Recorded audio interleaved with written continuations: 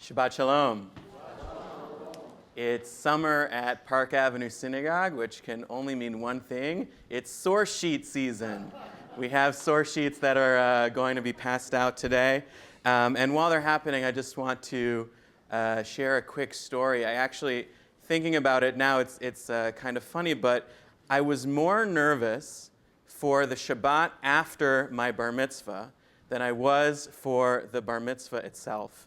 And the reason for that is I got it in my head that because past my bar mitzvah I was a Jewish adult, I would no longer qualify for the blessing for the children. And I was very concerned because I had Shabbat dinner with my family every week, and it was such an important part of my week. And of course I didn't talk to anybody about it, but I was so nervous that I no longer would be able to be blessed by my parents. But thankfully they explained to me that blessing continues, and still when we talk every Friday, they give me the blessing, which I'm very, very grateful for. So today, the source sheets that are going to be passed out right now are about what we most often think of as the blessing for the children, but we saw in this week's Torah portion, its original context is Birkat Kohanim, the blessing of the priests. And by the way, if you're watching on live stream and you want to follow along, if you open up a new tab on your browser, go to pasyn.org/sermon. You can follow with a virtual version of the sheet that we are going to have in the room.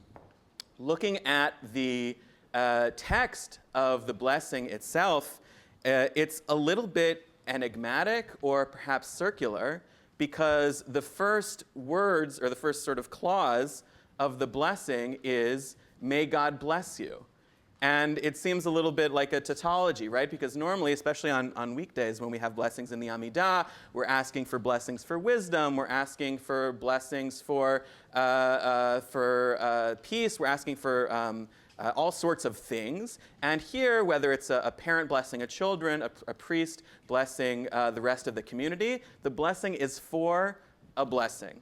And so what I want to think about today is, what are we actually asking for, either when you are being blessed or blessing in a parental-child relationship, or if you were here, for example, on Shavuot or other holidays, we have Kohanim in our community who are offering blessings to the community. What is that blessing? What are we hoping for? So I'd actually like to start by asking if you have either been on the giving or receiving end of this blessing. Yevarechecha Adonai v'yishmerecha, Ya'er Adonai panav elecha v'yikunecha, Yisa Adonai panav elecha v'yasim lecha shalom. What is your intention? What are you hoping will arise from this moment of connection? What's going through your mind when you're giving this blessing? Any parents in the room, what do you think about when you're doing it? Yeah, please. You're wishing for God to provide those things that you wish for your children, or those that are being blessed. God will provide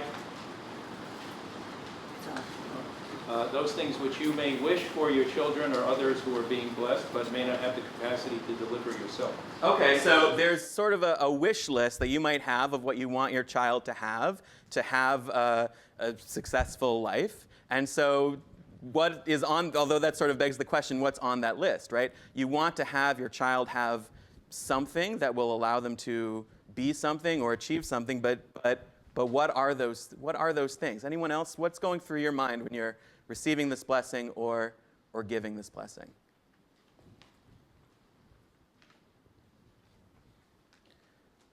Well, luckily, many of the rabbis have asked this exact question, so we're going to go through and think about what are we hoping for when we're hoping for success, when we're hoping for good things to happen in our life. And so the first source comes from the Rabbi Sforno, and it's the second source on the page. When God blesses you, you should be blessed with wealth.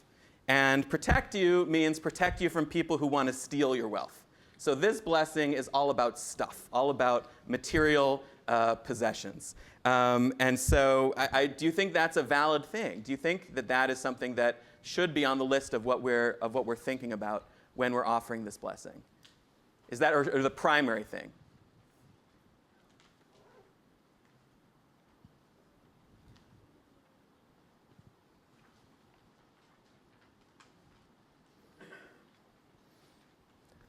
I'll tell you the nice thing about a long experience with teaching in Hebrew school is I've learned very well how to wait out the silences. So don't think you can get a pass by not answering. Yes, please. Well, is wealth the correct term? Because does it not in fact mean that you're wishing for them that they'll have the basic necessities of life, which are the material necessities, because without that, there's no chance of you ascending to a higher level. Yeah, so we're talking about like the hierarchy of needs that you need at bare minimum your base needs met. You need food and water and shelter. And so the blessing that is being offered is the blessing that you'll have maybe not, Bezos level security, but you'll have some level of security and sustenance. Especially because the psychological aspects of security, of not having to worry about having your basic needs met, are so powerful, as anyone who's ever had to struggle with not having those needs met is definitely familiar with. So maybe we're taking this sort of, not so much cynical, but sort of materialistic blessing about wealth, and we're saying, no, we want to make sure that there's some element of safety and protection. The next source from Bamidbar Rabbah adds another element to it, that not only should the stuff that you have provide your basic needs, but also that you will fulfill mitzvot with it. That not only will you just sort of be able to live a baseline life, but that you'll be able to use your resources to make the world a better place. So that's sort of in the pot of stuff. That's how we can sort of think about what is a way that we can make more holy. After all, this is a blessing, not just making sure, as we hope for everybody in the world, not just our family members, that they have basic security, but that they're able to use the resources that they have in order to help them, not only help themselves, but help others. So that's sort of pot one. Pot two begins with the medieval commentator Das Kenim, and he says, when may God bless you, that means may God bless you with sons. And protect you means bless you with daughters, because at least in that time, daughters required a little bit more of protection. I was fascinated when I saw this verse, because if you've got like this 6-year-old kid, you're putting your hands on their head, you're blessing them that they should have kids themselves. To me, it seemed like, I don't have children myself, so maybe you might have a different perspective, but to me it seemed like a little bit of added pressure, like you're praying for your kids to have kids themselves. Do you think that is what do you think about reading this? This is a valid sort of take on what the blessing could be. Is that something that you would wish to have when you're giving this blessing? Okay, so I heard you're asking for grandchildren, which is a very Jewish thing to do. But the more positive spin on it I hear over here is Lador Vador, right? We want the blessing of grandchildren and great-grandchildren because we have such a powerful and sacred tradition that we want to be able to pass on our heritage and our tradition and our memories. Our naming practices are a big part of this, right? Many people in the Jewish community are named after people who you want your traits to be imbued with. And so maybe the blessing is for your children to have children isn't just the continuation of the line, but it's also the continuation of the values. Of course, when it comes to Jewish parents, sometimes it can go a little too far, because if you go to the second page from Rabbeinu Bachya, what kind of children are we praying for? We're praying for children who are full of Torah knowledge. Perhaps we're praying for children who will illuminate the altar in the temple, which means that they're going to be not only priests, but big shot priests. And also that your children are going to be prophets. This, I think, is the first example of the, my son, the doctor, sort of Jewish, trope of not only are my kids amazing because they're my kids, but they're going to be these world-changing figures. Do you think that is something that we should hope for or pray for when we're offering this blessing? Or indeed, when the priests are offering the blessing to the community, is the blessing appropriate, that it should not just be that there should be Lador Vador, but there should be this game changer, time 100 list of people? Is that too much expectations, or is that something reasonable to pray for? What do you think? Linda, I heard that. What do you mean by that?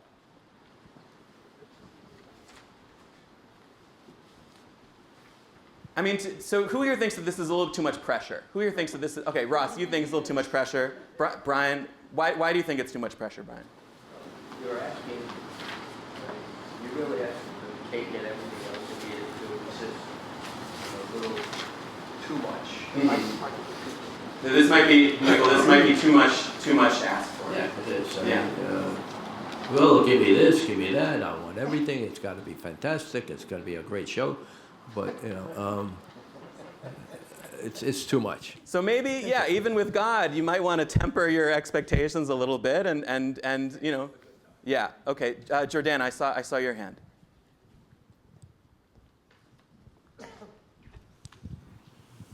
So not to be oppositional, but I don't know if I necessarily agree with the interpretation that may God shine God's face upon you means that you should be filled with Torah. I mean, maybe it just means you should be filled with light and joy, and that's what God is love and peace and community, and that's if God shines that upon you, you can reflect it back. So I think that it's if we want our children to be like God, it's not about what they do, it's about who they are and how they show up in the world. Okay, terrific. So not so much on the side of Rabbeinu Bachya.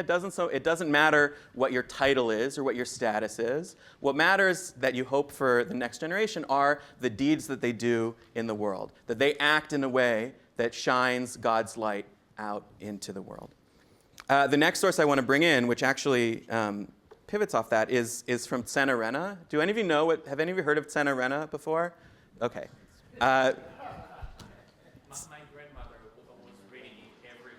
Your grandmother. Well, that actually makes sense. So Tzena Rena was living in the shtetl. Not every girl was sent to school, obviously, to cheder, but many of them were at least given the tools of basic literacy.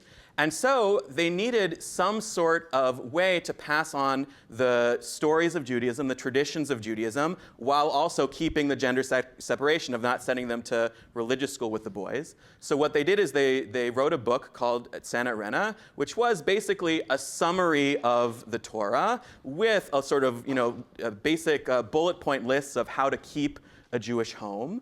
And this book was passed down for generations and generations of Jewish women. And it's an amazing resource for anybody who wants to learn more about what life was like in the Old Country and how people thought about Judaism in the Old Country, but especially about the history of Jewish feminism and Jewish women, how these traditions were passed down. So I love this resource. And when I think this teaching is really powerful because what does protect you mean? When a king gives someone something and robbers come to take it away, what kind of pleasure does he have from this present? But the Holy One protects the person to whom God gives something.